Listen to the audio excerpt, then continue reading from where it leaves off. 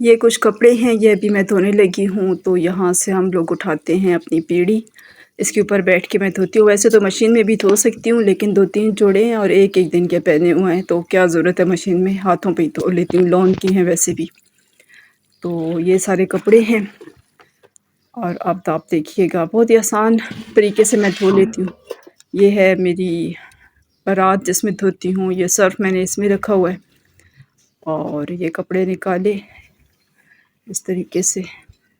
इकट्ठे 2-3 कपड़े मैं डाल लेती हूँ बीच में।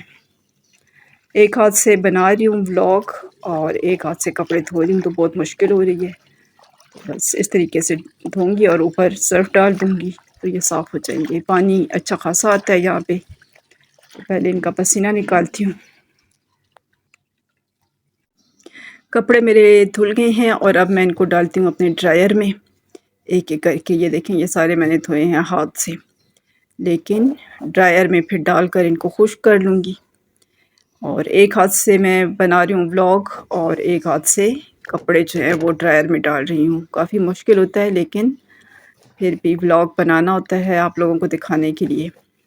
2 ही जोड़े हैं और इनको नीचे डालते हैं। हमारी जो ड्रायर है वो ये है डॉल्सन वाली।